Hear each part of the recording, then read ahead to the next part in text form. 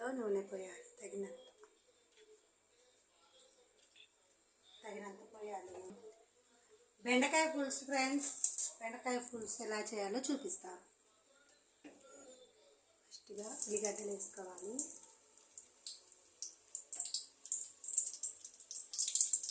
మా స్టైల్లో బెండకాయ పులుసు.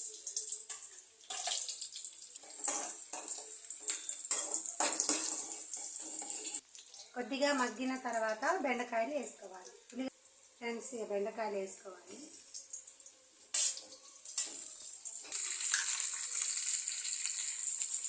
కొద్దిగా పసుపు వేసుకోవాలి. సరిపోతే తర్వాత వేసుకోవాలి. చింతపండు కొద్దిగా నానబెట్టుకోవాలి. కొద్దిగా కలుపుకోవాలి.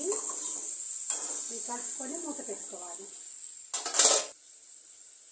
ఫ్రెండ్స్, ఇది మా ఫ్రిడ్జ్ చూడండి ఫ్రెండ్స్, ఏమేమి ఉన్నాయో లోన.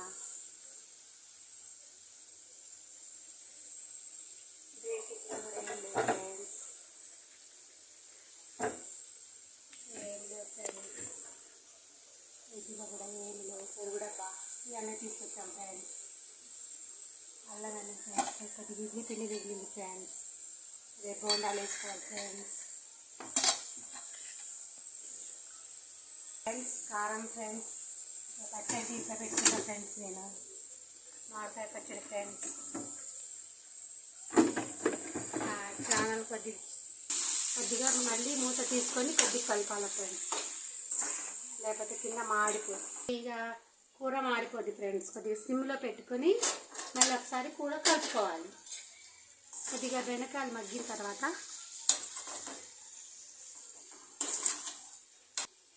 లేత బెండకాయలుగా ఫ్రెండ్స్ తొందరగా మగ్గిపోయాయి. కొద్దిగా కారం వేసుకుందాం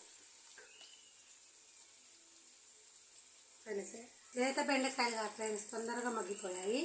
కారం తినేటోళ్ళు 2 వేసుకోండి, 2 స్పూన్స్. ఎక్కువ తినేటోళ్ళు స్పూన్. మళ్ళీ ఒకసారి మళ్ళీ కలుపుకోవాలి. కొద్దిగా చింతకాయ పులుసు పోసుకోవాలి ఫ్రెండ్స్. ఒకసారి కలుపుకోవాలి.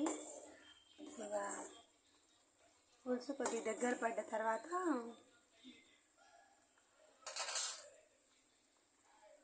తర్వాత కొద్దిగా మసాలా వేసుకొని దించుకోవటం. ఇక ఫ్రెండ్స్, కొద్దిగా మసాలా వేసుకోవాలి. ధనియాలు, లవంగాలు, దాల్చిన చెక్క వేసి పట్టిన పని చేసుకోవాలి. రెడీగా ఇక కొద్దిగా ధనియాల పౌడర్ వేసుకున్నాం కదా ఫ్రెండ్స్. ఇక బంద్ చేసుకొని మూత పెట్టుకోవాలి.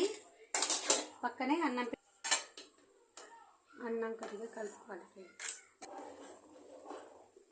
స్లోగా కలుపుకోవాలి, మూత పెట్టుకోవాలి.